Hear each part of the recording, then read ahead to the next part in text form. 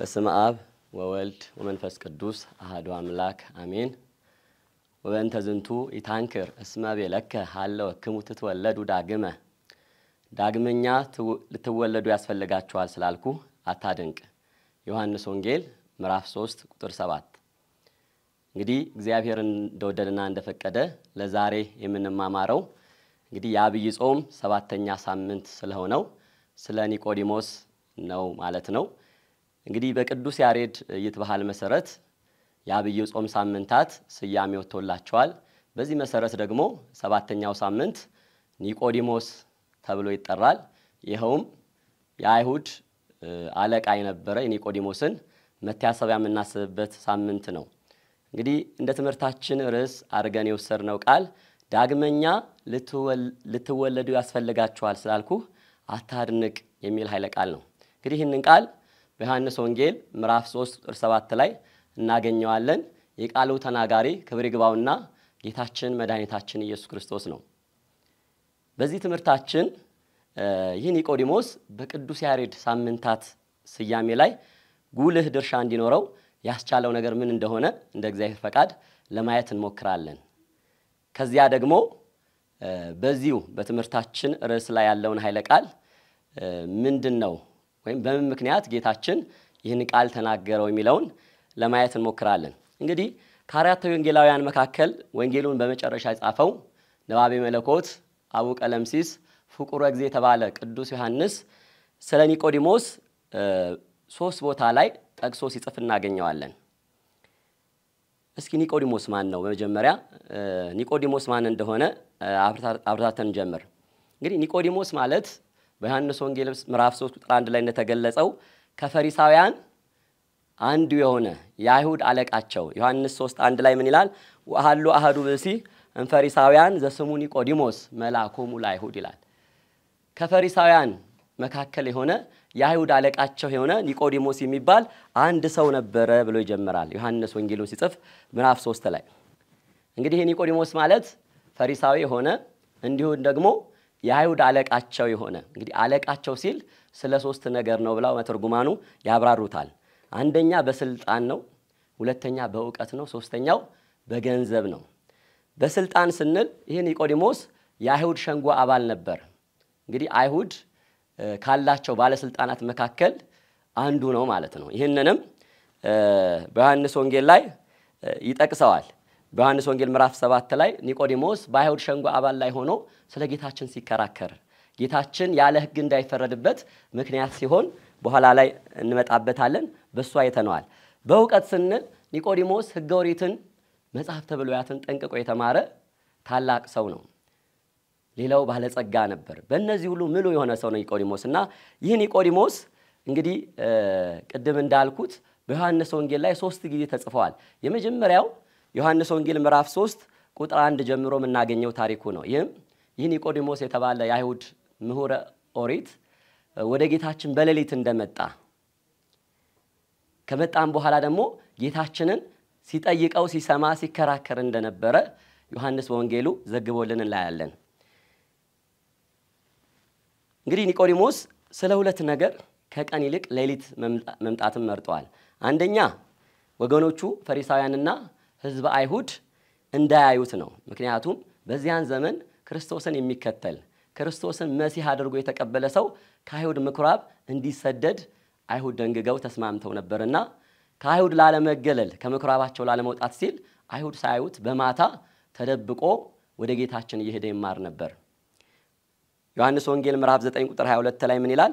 እርሱ ክርስቶስ ነው ብሎ የሚመሰክር ቢኖር ከምኩራብ እንደሚያስወጡት ተስማምተው ነበርና ይላል። ይህ የሚያሳየን አይሁድ ክርስቶስን በይፋ የተከተለ ሰው እንዲሁ ደግሞ መሲሁ እርሱ ነው ብሎ ያመነ ሰው በአይሁድ ወግና ባህል መሰረት ተቀባይነት እንደሌለው እንዲሁም ደግሞ ከምኩራብ እንደሚባረር ተስማምተው ደንግገው ወስነው እንደነበረ የሚያሳየን ቃል ነው። ሁለተኛ ኒቆዲሞስ ሌሊትን የመረጠበት ምክንያት መምህር ሳለ እንዴት ከጌታችን ይማራል ጌታን ይጠይቃል ተብሎ እናቃለው የሚል ወይም ክብሬ ዝቅ ይላል የሚል ስሜት ስለተሰማው በእነዚህ 2 ምክንያቶች ኒቆዲሞስ ሌሊት እየሄደ ወደ ጌታችን ይማር ነበር።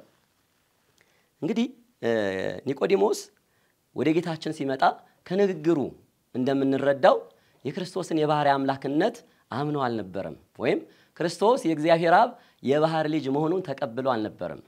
ምክንያቱም ከተናገረው ንግግር የምንረዳው ነገር ቢኖር ክርስቶስን እንደ አንድ ታላቅ ነቢይ ከእግዚአብሔር የተላከ መልእክተኛ አድርጎ እንደተቀበለው ያሳየናል። ምክንያቱም እዚያው ዮሐንስ ወንጌል ምዕራፍ 3 ቁጥር 2 ላይ ምን ይላል? መምህር ሆይ እግዚአብሔር ከእርሱ ጋር ከሆነ በቀር አንተ የምታደርጋቸውን እነዚህ ምልክቶች ሊያደርግ የሚችል የለምና ከእግዚአብሔር ዘንድ እንደመጣህ እናውቃለን አለ። ስለዚህ ክርስቶስ የሚያደርገውን ገቢረ ተአምራት የቃሉን ትምህርት በማየት ከነቢያት አንዱ እግዚአብሔር ከላካቸው ከነቢያት አንዱ መሆኑን በማመን የመጣ ነው ይሄ ኒቆዲሞስ። እንግዲህ የኒቆዲሞስ እምነት ከጊዜ ጊዜ ጨመረ እንጂ በአንድ ጊዜ ልክ እንደ ሐዋርያቱ እንደነ ቅዱስ ጴጥሮስ አንተ ውእቱ ክርስቶስ ወልደ እግዚአብሔር ያው ብሎ መስክሮ አምኖ የመጣ አይደለም ማለት ነው። እንግዲህ በወንጌል ብዙዎች የክርስቶስን አምላክነት የክርስቶስን የእግዚአብሔር ልጅነት ሲመሰክሩ እናያቸዋለን።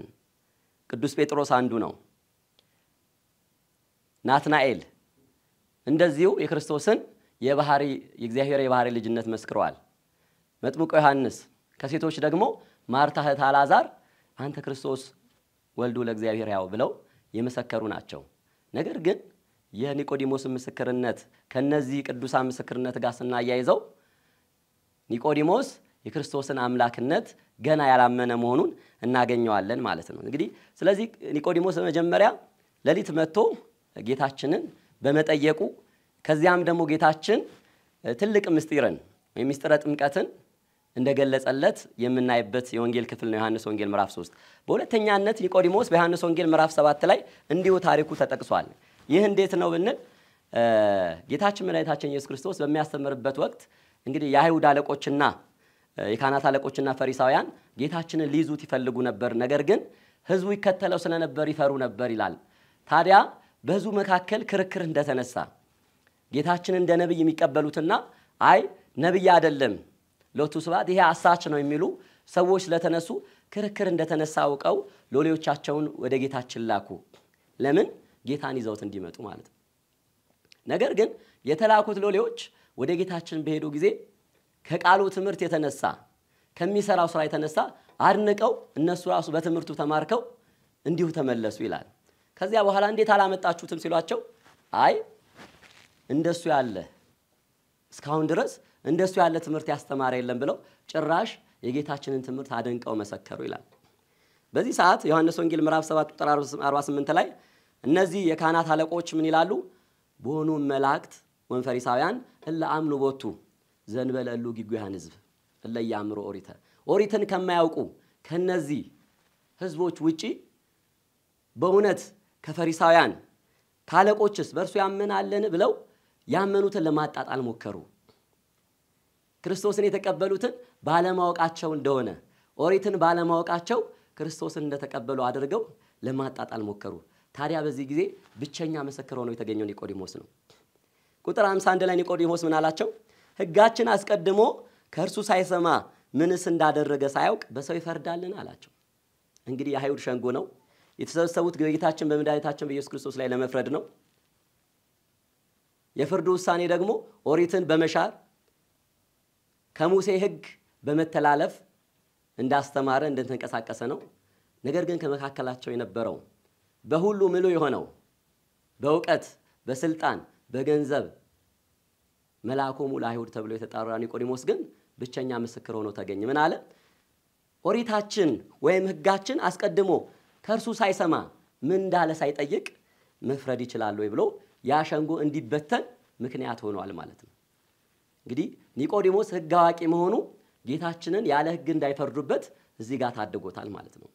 ምንም እንኳን ጌታችን መድኃኒታችን ኢየሱስ ክርስቶስ የመጣው ለዓለም ድህነት ራሱን አሳልፈው ለመስጠት ቢሆንም ቅሉ ነገር ግን ጊዜው ሳይደርስ እንዳይፈረድበት የኒቆዲሞስ አስተዋጽኦ አለ ማለት እንችላለን። በሶስተኛነት ኒቆዲሞስ በዮሐንስ ወንጌል ላይ በሞቱ ጊዜ ወይም ጌታችን በስጋ በሞተ ጊዜ ባደረገው አስተዋጽኦ ተነስተዋል። ይህ ምንድነው? ጌታችን መድኃኒታችን ኢየሱስ ክርስቶስ በዕለተ ዓርብ በመስቀል ላይ ከተሰቀለ በኋላ ዮሴፍ ዘአርማትያስ የተባለ ሰው ወደ ጲላጦስ ሄዶ የጌታችንን ሥጋ ገንዞ የቀብረው ዘንድ በለመነው ጊዜ ኒቆዲሞስ ደግሞ 100 ንጥር የሚያህል የከርቤና የእሬት ቅልቅል ይላል ይዞ መጥቶ ከዮሴፍ ጋር ሆነው አብረው ገንዘው ጌታችንን ቀብረውታል። ስለዚህ የኒቆዲሞስ እንግዲህ ህይወቱ ከመጠየቅ ጀምሮ እስከ መጨረሻው እስከ መቃብሩ የተከተለ ነው ማለት ነው። አስቀድሞ እንደ ነብይ ተቀበለው። ከዛ በኋላ ግን እየተማረ ሲመጣ ግን የክርስቶስን አምላክነት አውቆ በመጨረሻ አይሁድን ሳይፈራ ሁሉ ሐዋርያት በተበተኑበት ወቅት ከዮሴፍ ጋር አብሮ ቆሞ ጌታችንን ለመገነዝ የበቃ ታላቅ ሰው ነው ማለት ነው። እንግዲህ መጽሐፍ ቅዱስ ይህን ያህል ከዘገበው በግብረ ሕማማት መጽሐፋችን ደግሞ ኒቆዲሞስ በስቅለት ዕለት ማግስት ቅዳሜ ጠዋት አይሁድ ጌታችን መድኃኒታችን ኢየሱስ ክርስቶስ ከሰቀሉት በኋላ በሰማይ 3 በምድር 4 ታምራት ተሰርተው የፀሐይን መጨለም የጨረቃን ደም መሆን የከዋክብትን መርገፍ የሙታንን መነሳት የቤተ መቅደስ መጋረጃ ለሁለት መሰንጠቅ የዓለቶችን መሰነጣጠቅ ይህን ሁሉ ታምራት ካዩ በኋላ ወደ ኒቆዲሞስ መጡ ይላል። ምክንያቱም አስቀድሞ ሲከራከራቸው ነበር። አስቀድሞ በንጹህ ሰው ደም እንዳይገቡ ሲጠብቃቸው ነበርና ነገር ግን ካለፈ በኋላ ጌታችንን ከሰቀሉት በኋላ ያ ሁሉ ታምራት ሲደረግ ደንግጠው ወደ ኒቆዲሞስ መጡ ይላል የግብረ ሕማማት መጽሐፋችን። ከዚያ ምን አሉት? ኒቆዲሞስ ወይ ምን ትላለህ? ትላንት ስለሰቀል ነው ስለዚያ ሎቱ ስብዓት አሳች ሰው ስለዚያ መሳቲ ምን ትላለህ ብለው ጠየቁት። ኒቆዲሞስም ግን ምን አላቸው? እንግዲህ ትላንት የሰቀላችሁት እርሱ ክርስቶስ ከሆነ ከእንግዲህ በኋላ ክህነት፣ መንግስት፣ ትንቢት፣ መስዋዕት ከናንተ ተሽሯል። ስለዚህ ሐናና ቀያፋ ያልቅሱ፣ በእናንተ ምክንያት ክብር ከእስራኤል ተወግዷል። እናንተ የተሰቀላችሁት ክርስቶስ ከሆነ እንግዲህ እንደተናገረው በሶስተኛው ቀን ከሙታን ተለይቶ ይነሳል። ከዛ በኋላ እናንተ በዚህ ፊት ታፍራላችሁ፣ በዓለም ሁሉ ህዝብ ዘንድ የተናቃችሁ ትሆናላችሁ ብሎ እንቅጩን ነገራቸው። ታዲያ ሐናና ቀያፋ ምንም እንኳን እውነቱን ቢያውቁትም ምንም እንኳን የሰቀሉት በቅናት የሰቀሉት እርሱ ክርስቶስ መሲሁ እንደሆነ ቢረዱም ነገር ግን በንስሐ ከመመለስ ይልቅ እውነቱን ለማዳፈን ይጠብቁት ለነበሩት ዘበኞች መማለጃ በመስጠት እውነታው እንዲዳፈን መስራት ጀመሩ ይላል። እንግዲህ ኒቆዲሞስ በዚህም ወቅት ስለ ክርስቶስ ከመመስከር ወደ ኋላ አላለም። በመጨረሻ ከትንሣኤው በኋላ በዚህ ግብረ ሕማማት መጽሐፋችን ላይ እንደሚያስረዳው የኦሪት መምህር ከነበረው ከገማልያል ጋር በመሆን ኒቆዲሞስ 500 የሮም ወታደሮችን ይዞ አይሁድን ሊበቀል እንደሄደ ታሪኩ ያስረዳናል። እንግዲህ ምን ያህል ቅናት እንደነበረ ኒቆዲሞስ ከማመን ጀምሮ እስከ መቅናት ለጌታችን እስከ መቅናት ድረስ ደርሶ የሰቀሉትን አይሁድ እስከ መበቀል ድረስ ሄዶ ነበር። ነገር ግን ጌታችን በመንገድ ተገለጠላቸው ይላል። እኔ የመጣሁት ለበቀል አይደለም፣ እንደዚያማ ቢሆንማ ገና ሳይሰቅሉኝ ምንም ማድረግ ይቻለኝ ነበር። ስለዚህ ለሰላም እንጂ ለበቀል አልመጣሁምና ሰይፋችሁን ወደ ሰገባው መልሱ፣ ከዚህ በኋላ አይሁድን መበቀል ሳይሆን ስራችሁም የሆነ ወንጌልን መስበክ ነው ብሎ መልሷቸዋል። እንግዲህ በእንደዚህ አይነት ህይወት የመጣ ነው እንግዲህ ኒቆዲሞስ። ስለዚህ እንግዲህ ቅዱስ ያሬድ በዚህ በሰባተኛው ሳምንት ኒቆዲሞስን አግልቶ ያነሳበት ምክንያት አስቀድሞ ሚስጥረ ጥምቀትን በመጠየቅ እኛ እንድናውቀው ያደረገልን፣ ከዚያም በኋላ በአይሁድ ፍርድ መካከል ሆኖ ለጌታችን ያለ ሕግ እንዳይፈረድበት የተከላከለ፣ በመጨረሻም ገንዞ እስከ መቅበር ከዚያም ደግሞ እስከ በቅናት ወይም በመቅናት ያን ሁሉ እስከ ማድረስ ድረስ የደረሰ ታላቅ መምህር እንደሆነ በማውሳት እንደሆነ ማስተዋል ያስፈልጋል። እንግዲህ በዚህ በኒቆዲሞስ ዕለት በቤተ ክርስቲያናችን የሚነበቡ የሚዘመሩ መዝሙራት የሚነበቡ ምንባባት አሉ። እነዚህ ሁሉ አብዛኛው ከኒቆዲሞስ ታሪክ ጋር የተያዙ ናቸው። እንግዲህ በዕለቱ የሚሰበከው የዳዊት መዝሙር 17 ቁጥር 3 ላይ ሐወጽከኒ ሌሊተ ወፈተንኩ ለልቤ አመከርከኒ ወይተረክበ አመጻ በላይ ይላል። በሌሊት ጎበኘኸኝ ልቤንም ፈተንከው፣ በልቤም ውስጥ ምንም አመጻ ትዕቢት እንደሌለ አወክ የሚል የዳዊት መዝሙር። እንግዲህ ይህንን የመዝሙር ክፍል ለኒቆዲሞስ መታሰቢያ አድርገው አባቶቻችን ሊቃውንት በዚህ ዕለት እንዲዘመር እንዲሰበክ አድርገው ሰርተውታል። በሌሊት ጎበኘኸኝ። እንግዲህ ኒቆዲሞስ የማታ ተማሪ ብለን በተለምዶ እንጠራዋለን። በሌሊት ብዙ ሰዎች በማታ ኃጢአትን ይጠቀሙበታል። ሰው ኃጢአትን ለመስራት ከብርሃን ይልቅ ጨለማን ይመርጣል። ኒቆዲሞስ ግን ጨለማን የመረጠው ለመማር ነው። ምንም እንኳን ምክንያቱ ከአይሁድ ለመሸሽ ቢሆንም ቅሉ፣ ነገር ግን ኒቆዲሞስ እንደሌሎች ወደ ኃጢአት ሳይሆን ወደ ብርሃን የመጣ ነው። ስለዚህ ቤተክርስቲያን ከፍ አድርጋ ታስበዋለች። ኒቆዲሞስ ባይኖር ኖሮ፣ ኒቆዲሞስ ያንን ጥያቄ ባይጠይቅ ኖሮ ምናልባት እኮ ሚስጥረ ጥምቀትን በዚህ ልክ ባልተረዳ ነው ነበር። በዚህ ዕለት የሚነበበው ወንጌል ክፍል ዮሐንስ ወንጌል ምዕራፍ 3 ቁጥር 1 ጀምሮ ጌታችን መድኃኒታችን ኢየሱስ ክርስቶስ ለኒቆዲሞስ ስለ ሚስጥረ ጥምቀት ወይም ስለ አዲስ መወለድ፣ ስለ ዳግም መወለድ ያስተማረበት የወንጌል ክፍል ነው የምናየው። እንግዲህ በርዕሳችን እንዳየነው ወበእንተ ዝንቱ ይታንክር እስመ ቤለከ ሀለወክሙ ትወለዱ ዳግመኛ ትወለዳላችሁ ስላልኩ አታድንቅ ይለዋል። እንግዲህ ኒቆዲሞስ በዚህ ትምህርት ውስጥ ብዙ አንክሮ ብዙ መደመም ስላለበት ነው ጌታችን ይሄን የተናገረው። እንግዲህ ጌታችን ሲጀምር ኒቆዲሞስን ምን ብሎ አስተምሮታል? ዘይተወልደ ዳግመ እማይ ወመንፈስ ቅዱስ ኢይክል በውያ ውስተ መንግሥቱ ለእግዚአብሔር። ዳግመኛ ከውሃና ከመንፈስ ካልተወለደ ወደ እግዚአብሔር መንግሥት መግባት አይችልም ብሎ አዲስ ትምህርትን አስተምሮታል። ጌታችን መድኃኒታችን ኢየሱስ ክርስቶስ ለሐዋርያት በዛን ዘመን ለነበሩ ሕዝብ ሲያስተምር ሁሉ በሚችለው አቅም እንዲሁ ደግሞ በምሳሌ ያስተምር ነበር። ለምሳሌ ለገበሬዎች በዘር፣ ለነጋዴ በሚያውቀው በሚገባይበት ነገር፣ ለሴቶች በእርሾ እንዲህ ያደረገ ያስተምር ነበር። ታዲያ ብቻውን ለዚህ ምሁረ ኦሪት ኒቆዲሞስ ሲያስተምረው እንግዲህ ምሁረ ኦሪት ነበርና ሌላውን እንደሚያስተምረው ቀለል ያለ ትምህርት አላስተማረውም። ትንሽ ጠንከር ያለ ከኦሪቱ የተለየ። ምክንያቱም ጌታችን መድኃኒታችን ኢየሱስ ክርስቶስ የኦሪትና የሐዲስ ኪዳን መካከል ነው። በኦሪት የነበሩ እንደ ግዝረት የነበሩ ስርዓቶች ወደ ጥምቀት እንዲሸጋገሩ ያደረገ ነው። ስለዚህ ይህንን አዲስ ስርዓት ለማስተማር ጌታችን መድኃኒታችን ኢየሱስ ክርስቶስ ምሁረ ኦሪት የነበረው ኒቆዲሞስን መርጦታል። ስለዚህ በመጀመሪያ ምን አለው? እንግዲህ ዳግመኛ ካልተወለዳችሁ ወደ እግዚአብሔር መንግሥት አትገቡም አለው። በዚህ ሰዓት ኒቆዲሞስ በስጋ መንገድ ነበርና ያሰበው ምን አለ? እንዴት ሰው ከተወለደ ካደገ ካረጀ በኋላ ወደ እናቱ ማህፀን ተመልሶ ይገባል? ምክንያቱም እንደዚህ አይነት ትምህርት አልሰማም ከዚህ በፊት።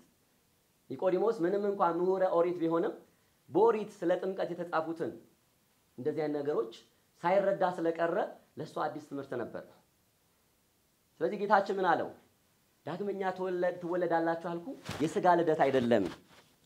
ያማ ከስጋ መወለድ ስጋን ነው እንጂ ሌላ ነገር አያመጣም። ከስጋ የተወለደ ስጋ ነው፣ ከመንፈስ የተወለደ ደግሞ መንፈስ ነው ብሎ አጸናለት። ስለዚህ ምን አለ? ዳግመኛ ከውሃና ከመንፈስ ካልተወለዳችሁ ወደ እግዚአብሔር መንግሥት መግባት አትችሉም ማለት። አሁንም ኒቆዲሞስ ነገሩ ረቀቀበት። እንዴት ነው ሰው ከውሃና ከመንፈስ የሚወለደው? ስለዚህ ጌታችን ምን ብሎ ወቀሰው? አንተ ሊቆሙ ለእስራኤል ወዘንተ ነገር የተአምር። አንተ የእስራኤል ሊቃቸው የእስራኤል መምህራቸው ስትሆን እንዴት ይሄን ነገር አታውቅም አለው። ምክንያቱም በኦሪት ይሄን ነገር የሚያሳዩ በትንቢት የአዲስ ኪዳኑን ጥምቀት በትንቢት መነጽር አይተው የሚገልጹ ገጸ ንባባት ይገኛሉ። ለምሳሌ በትንቢተ ሕዝቅኤል ምዕራፍ 36 ቁጥር 25 ላይ እስከ 26 ምን የሚል ቃል እናገኛለን? ጥሩ ውሃን እረጭባችኋለሁ፣ እናንተም ትጠራላችሁ፣ አዲስም ልብ እሰጣችኋለሁ፣ አዲስም መንፈስ በውስጣችሁ አኖራለሁ የሚል ኃይለ ቃል አለ። ጥሩ ውሃን እረጭባችኋለሁ፣ ከዚያስ አዲስ ልብ አዲስ መንፈስ ታገኛላችሁ። እንግዲህ ይህንን ቃል ነብዩ ሕዝቅኤል የተናገረው በአዲስ ኪዳን በጌታችን መድኃኒታችን ኢየሱስ ክርስቶስ ጎን መወጋት በሚፈሰው ማየገቦ ስለሚደረገው የጥምቀት ልጅነት ነው።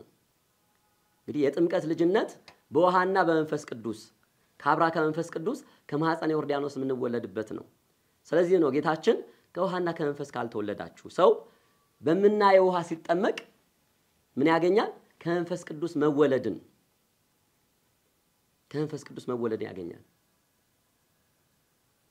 ስለዚህ ይህንን ምስጢር ኒቆዲሞስ ስለረቀቀበት ጌታችን ዳግመኛ በነፋስ መስሎ አስተማረው።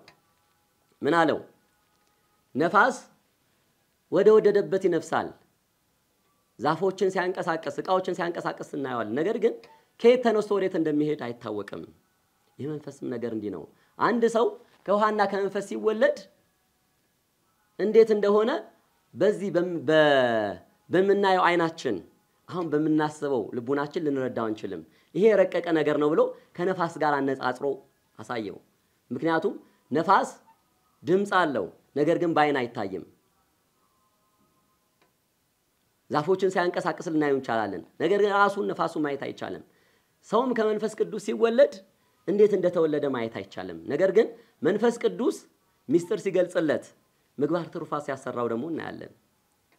ስለዚህም ነፋስን ከመንፈስ ቅዱስ ጋር አነጻጽሮ ጌታችን መድኃኒታችን ኢየሱስ ክርስቶስ አስተምሮታል።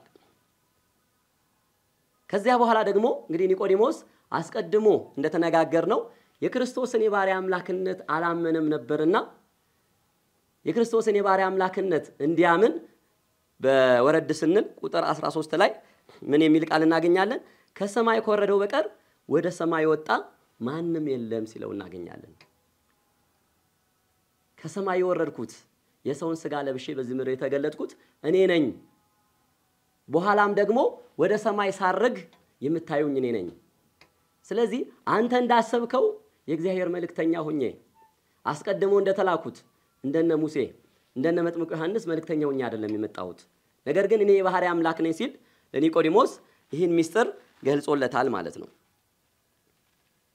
እንግዲህ ይህንን ሚስጥረ ጥምቀት ኒቆዲሞስ ጌታችን በመጠየቁ ምክንያት ሊረዳው ችሏል ማለት ነው።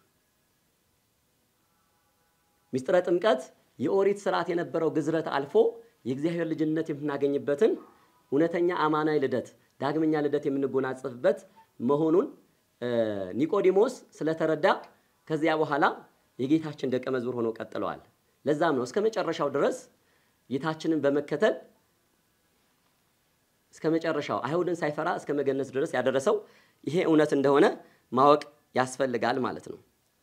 እንግዲህ በቤተክርስቲያናችን ይህንን እውነት ይዛ ኒቆዲሞስን ምንድነው በአብይ ጾም በሰባተኛው ሳምንት ታከብረዋለች፣ ታስበዋለች። በዚህ በቀኛችን ላይም ባለቀኔው ምን ብለዋል? ረቢ ሰገደ በመንፈቀ ሌሊት ለረቢ አኮኑ አጥባይት ምና አጥባይት ያቢ። መምህር በመንፈቀ ሌሊት ለመምህር ሰገደ፣ ምክንያቱም ጣትም ከጣት ይበልጣልና ይላል። እውነት ነው፣ ኒቆዲሞስ መምህር ነበረ። ነገር ግን የሱ መምህርነት ምሁረ ኦሪት ነው፣ የኦሪት መምህር ነው። አዲስ ኪዳን ገና ያልተገለጸለት ጌታችን መድኃኒታችን ኢየሱስ ክርስቶስ ደግሞ የመምህራንም መምህር የሆነ ራሱን ለጲላጦስ እንደገለጸለት እውነት የሆነ ነውና መምህር የነበረው ለመምህሩ ሰገደ ብለው ባለቅኔዎቹ አመስጥረውታል። እንግዲህ ከኒቆዲሞስ የምናማረው ትልቅ ነገር አለ። ኒቆዲሞስ ምንም እንኳ የኦሪት መምህር ቢሆን ግን ዕውቀቴ ይብቃኝ ሳይል ከሱ በላይ ከሆነው መምህር ለመማር ከእግሩ ስር ቁጭ ብሎ ሲጠይቅ ሲሰማ አይተናል። እንግዲህ ዛሬ ላለነው መምህራን ትልቅ መልእክት የሚያስተላልፍ ነው።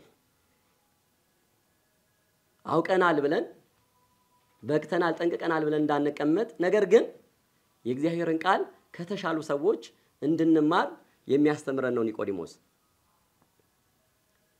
እዚሁ ላይ ደግሞ ጌታችን መድኃኒታችን ኢየሱስ ክርስቶስ ለኒቆዲሞስ ለብቻው ወንበር ዘርግቶ ሲያስተምረው እናየዋለን። እንግዲህ በዮሐንስ ወንጌል ምዕራፍ 4 ላይ ለዛች ለሳምራዊት ሴት ጌታችን ብቻዋን ወንጌል እንዳስተማራት፣ ምክንያቱም በዚያች ሴት አማካኝነት ሳምራውያን በሙሉ መተው የክርስቶስ ደቀ መዛሙርት ሊሆኑ ይችላል። ያቺ ሴት በመሰከረችው ምስክርነት ማለት ነው። እንግዲህ አንድ ሰው በቤተክርስቲያን ትልቅ ዋጋ አለው። አንድ ጉባኤ ስለበዛ ህዝብ ስለሞላ ሳይሆን፣ ነገር ግን እውነተኛ ልክ እንደ ልድያ ልቡ ተከፍቶለት የሚሰማ አንድ ሰው ካለ እርሱ የእግዚአብሔርን ሥራ ለመስራት ለወንጌል ለመታዘዝ በቂ መሆኑን ጌታችን ያሳየናል። ስለዚህ የሰው ብዛትና ማነስ በትምህርት ላይ ቁጥር እንዳልሆነ የምንረዳበት ነው። አንድ ኒቆዲሞስ ይህንን ትምህርት በመማሩ ከሱ ስር ያሉ ተማሪዎችን ደግሞ ማስተማር እንዲችል ሆነዋል። ስለዚህ የሰው ብዛትና ማነስ ለወንጌል አገልግሎት ምክንያት እንደማይሆን ከዚህ ታሪክ የተረዳንበት ነው። ሌላው ኒቆዲሞስ አስቀድሞ በፍርሃት ምክንያት ከአይሁድ በመሸሽ ምክንያት በማታ ጌታችን ጋር እየገሰገሰ ሲማር የነበረ ነው። በኋላ ግን እውነቱን ሲረዳ እውነቱን ሲያውቅ ግን መከራን ሳይፈራ ሳይሸሽ እስከ መጨረሻው ለመጽናት የታገሰ ከዚያም ብሎም አልፎ ደግሞ ያው በቅናት ለጌታችን እስከ መከላከል የደረሰ ታላቅ መምህር ነው። እንግዲህ ክርስቲያኖችም በመጀመሪያ ምናልባት የምንመጣበት ሁኔታ እምነታችን ፍጹም ላይሆን ይችላል። ትክክለኛ መረዳት ኖሮ ላንመጣ እንችላለን።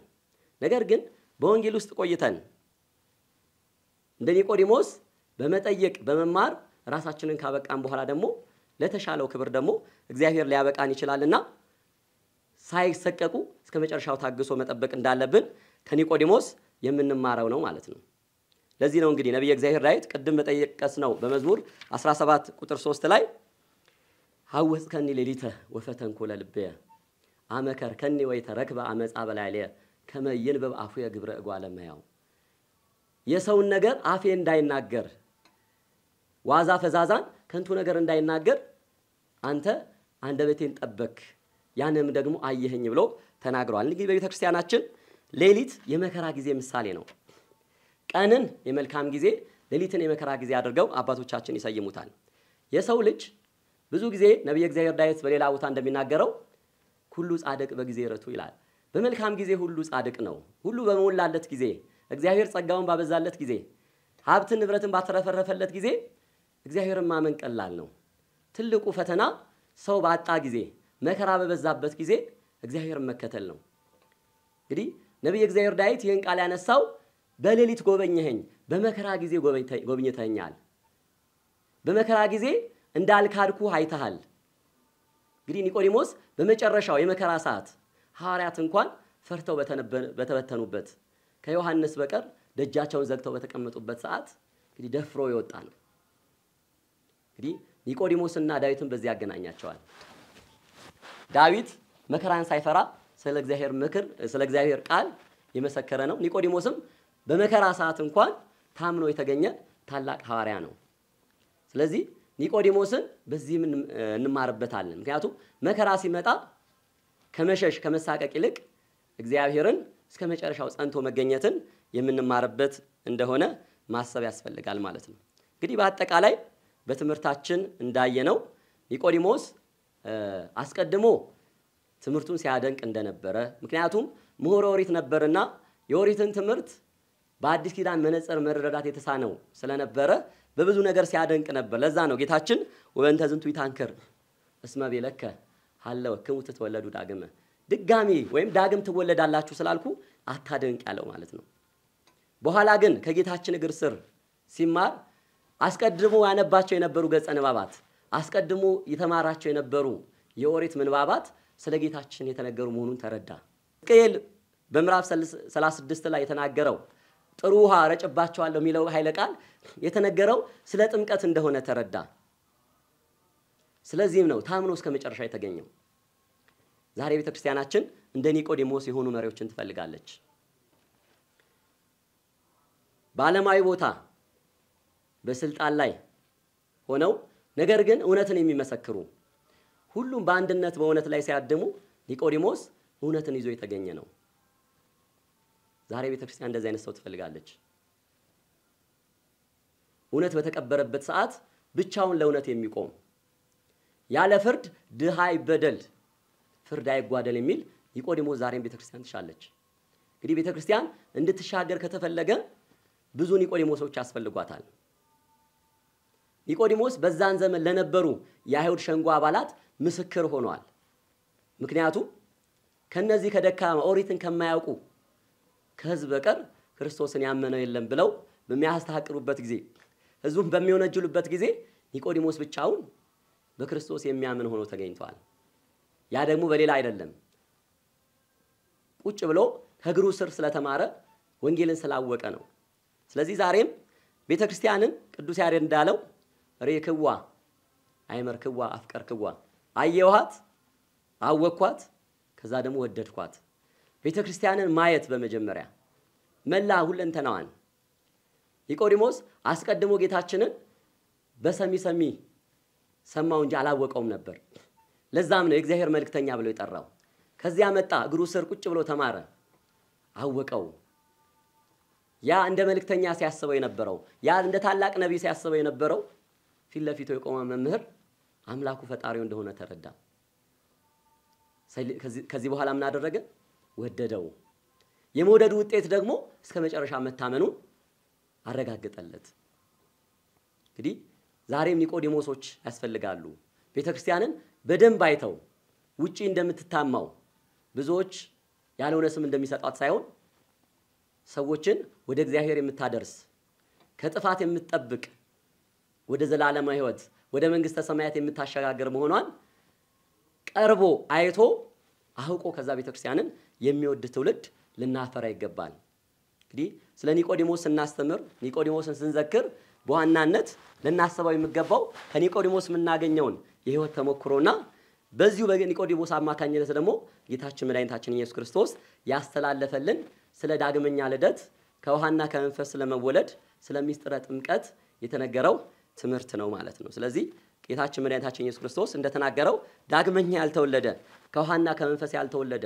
ያልተጠመቀ ሰው የእግዚአብሔር መንግስት አይወርስም አያይም እንግዲህ የእግዚአብሔር መንግስት ለመውረስ ትልቁ መስፈርትና ወደ ክርስትና መግባት ትልቁ ጥምቀት ነው ለዛም ነው ጌታችን በዕለተ ዓርብ በመስቀል ላይ በተሰቀለ ጊዜ ሌንጊኖስ የተባለ ሐራዊ ወም ጦረኛ ጎኑን በጦር በሚወጋው ጊዜ እንደ ለፊደል ሆኖ ትኩስ ደምና ውሃ ፈሰሰልን ይላል ያ ውሃ ያ ማይገቦ ዛሬ ለምንወለድበት ዳግም ለምንወለድበት ለጥምቀታችን ሆኗል ስለዚህ በዚያ ጥምቀት ተጠምቀን ነው የመንግስተ ሰማያት መግቢያችንን በር ምን ከፍተው ከዚያ በኋላ ሥጋው ደሙን መቀበል ከዚያ ደግሞ ምግባር ትሩፋት መስራት እነዚህ ወደ መንግስተ ሰማያት የሚያደርሱ መንገዶች ናቸው ነገር ግን ያልተወለደ ዳግመኛ ያልተጠመቀ ግን የእግዚአብሔር መንግስት ምንም እንኳን ምግባር ትሩፋት ቢሰራ ምንም መልካም ምግባራትን ቢሰራ ወደ እግዚአብሔር መንግስት የሚያገባው መንገድ አልጀመረም ማለት ነው ስለዚህ ሁላችንም ክርስቲያኖች እንግዲህ በአብ በወልድ በመንፈስ ቅዱስም